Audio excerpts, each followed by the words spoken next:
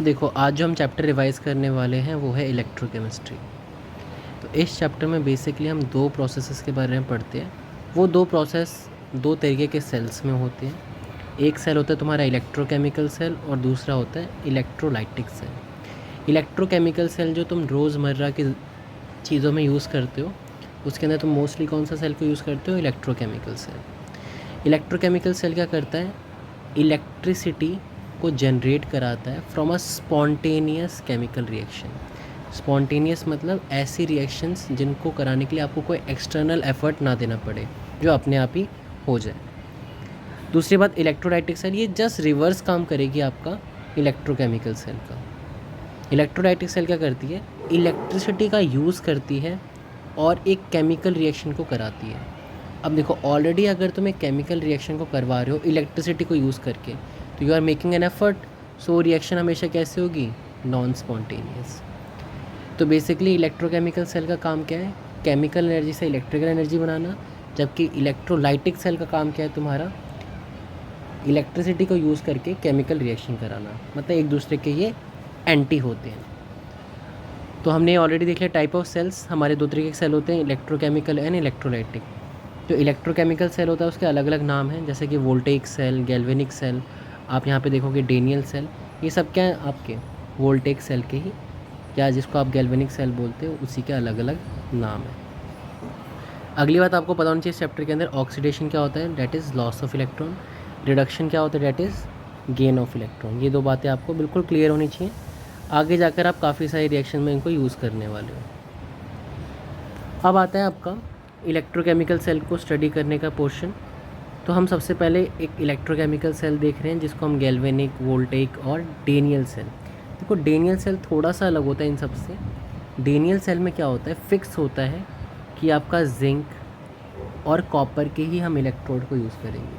अगर Daniel cell कहीं पे लिखा होगा उसका मतलब होगा जिंक का आपका एनोड एंड कॉपर का आपका कैथोड। मतलब जो अभी हम बना रहे हैं वो डेनियल सेल है। अब Daniell cell can be your galvanic cell, voltaic cell and electrochemical cell. But Daniell cell में एक चीज़ फिक्स होती है, जिंक और कॉपर। अब आगे देखते हैं। तो हमने कंस्ट्रक्शन करी है सबसे पहले डेनियल सेल की। मे बी आप लैब में करेंगे, कुछ बच्चे नहीं भी करेंगे। तो सबसे पहले हमने दो बीकर ले लिए हैं। इन दो बीकर के अंदर हमने दो रॉड्स को डाल दिया है। एक के अंदर हमने यूज़ करी है जिंक की रॉड और दूसरे के अंदर हमने डाला है आपका कॉपर की रॉड। जहाँ पर हमने जिंक की रॉड डाली है, हमने वहाँ पर जिंक का एक सॉल्ट सॉल्यूशन भरा है जो कि है ZnSO4। जहाँ कॉपर की रॉड डाली है वहाँ पर हमने कॉपर का सॉल्यूशन भरा है, डेट इज़ CuSO4। बीच में आप देख सकते हो हमने किसका यूज़ कर रखा है? सॉल्ट ब्रिज का। सॉल्ट ब्रिज बेसिकली कर क्या है? अगर आप देखोगे तो यहाँ से लेकर यहाँ तक तो सर्किट कंप्लीट था, बट ये जो सर्किट था ये कंप्लीट नहीं था। तो इसको कंप्लीट करने के लिए हमने किसका यूज़ कर लिया? आपका सॉल्ट ब्रिज का यूज़ कर लिया। आगे भी फर्दर लिखे हुए हैं सॉल्ट ब्रिज के फंक्शन। अभी जस्ट मेरा जो चीज़ें इसके अंदर दिख रही हैं उसको बताने का मतलब था। यहाँ पर ये आपका वोल्ट मीटर या गैल्वेनोमीटर लगा रखा है ताकि डिटेक्ट हो पाए कि कितना करंट फ्लो हो रहा है। अब देखो, अगली बात यहाँ पर एक चीज़ ध्यान रखना कि अगर आप कभी भी रिएक्शन कराओगे तो एक फॉर्मूला होता है loan, LOAN। L for left, O for oxidation और AN for anode. Left oxidation anode, ये वाली बात आपको हमेशा ही ध्यान रखनी है। तो देखो, हम यहाँ पर देख चुके हैं लोन के बारे में। लोन का मतलब क्या है? Left oxidation anode. तो सबसे पहले हम लेफ़्ट में देखते हैं, हमारे लेफ़्ट पोर्शन में क्या है? ये वाला बीकर है। इस बीकर में रॉड जो है वो किसकी है? जिंक। तो जिंक का क्या होगा? आपका ऑक्सीडेशन। ऑक्सीडेशन का मतलब क्या होता है? Loss of electron. तो लॉस को हम कैसे दिखाते हैं? लॉस एक्चुअल में रिएक्टेंट साइड होगा, बट वो जब प्रोडक्ट साइड जाएगा तो उसको हम प्लस के फॉर्म में लिख देते हैं। तो बेसिकली हम यहाँ पे क्या देख रहे हैं कि इस जिंक की रॉड से दो इलेक्ट्रॉन लॉस हुए आपके, और Zn2+ आपका कहाँ चला गया? सॉल्यूशन में। सॉल्यूशन में क्यों चला गया? क्योंकि आयंस या तो सॉल्यूशन में होते हैं, इंडिपेंडेंट एग्जिस्टेंस उनका नहीं होता। अब ये जो दो इलेक्ट्रॉन आपके बने थे, ये दो इलेक्ट्रॉन इस वायर से ट्रैवल करते करते कहाँ चले जाते हैं? आपके कैथोड की तरफ। क्योंकि राइट में अगर लेफ़्ट में आपका अगर एनोड था तो राइट में क्या होगा? आपका कैथोड होगा। अब लेफ़्ट में क्या हो रहा था? ऑक्सीडेशन। तो राइट में क्या होगा? आपका रिडक्शन। रिडक्शन का मतलब क्या होता है? Gain of electron. तो आप यहाँ पे देख सकते हो जो सॉल्यूशन के अंदर कॉपर सल्फेट है उसके अंदर जो कॉपर है कौन से फॉर्म में है, Cu2+ वाले फॉर्म में है। वो क्या करेगा, 2 इलेक्ट्रॉन को गेन करके आपका नॉर्मल कॉपर बना देगा। अभी जो नॉर्मल कॉपर आपका बन गया है, अब देखो ये जो आपका कॉपर बन चुका है ये आप कहाँ पे जाके आपका डिपॉजिट होने लग जाएगा, इस कॉपर की मेटल रॉड पे जाके डिपॉजिट होना शुरू हो जाएगा। तो आप यहाँ पे क्या देख रहे हो, जिंक की रॉड धीरे धीरे पतली होती जा रही है क्योंकि उससे इलेक्ट्रॉन और Zn2+ लॉस होते जा रहे हैं। और एनोड की रॉड जो है आपकी वो पतली हो रही है, बट कैथोड की रॉड में क्या हो रहा है, Cu2+ और बनते जा रहा है और वो जाकर इस पर चिपकना शुरू हो जा रहा है। और इतना चिपक रहा है तो कैथोड मोटा होते जाएगा थोड़े टाइम बाद, और एनोड कैसा होता जाएगा आपका, पतला होते जाएगा। ये बात याद रखनी है, anode gets thinner and cathode get thicker. वो हमने रीज़न देख लिया कि एनोड पतला होता जा रहा है क्योंकि वो डिसइंटीग्रेट हो रहा था, और कैथोड पे क्या हो रहा था आपका, चीज़ें बन रही थी तो वो और ज़्यादा मोटा होते जा रहा था। अगली बात है कि आप ओवरऑल रिएक्शन को कैसे रिप्रेजेंट करोगे। तो एनोड पे हमारा क्या और था, ऑक्सीडेशन, कैथोड पे हमारा क्या और था, रिडक्शन। तो अब यहाँ पे क्या होगा, अगर मैं ओवरऑल लिखूँ तो दोनों को मैं ऐड कर दूँगा, इसको और इसको। तो ऐड करेंगे तो यहाँ पर ये इलेक्ट्रॉन कहाँ है, राइट में, वाला इलेक्ट्रॉन कहाँ है, लेफ्ट में। ऐड करने पे ये दोनों माइनस हो जाएंगे, कट जाएंगे इलेक्ट्रॉन आपके। तो बच्चा क्या है, Zn प्लस Cu2+, क्योंकि ये दोनों रिएक्टेंट साइड थे। प्रोडक्ट साइड में क्या बचा, Zn2+ एंड Cu, आप देख सकते हो।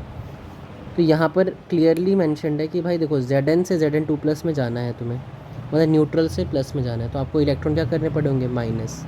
माइनस का मतलब क्या होता है, लॉस ऑफ इलेक्ट्रॉन। और देख सकते हो आप यहाँ पे लॉस ऑफ इलेक्ट्रॉन ही तो होता है।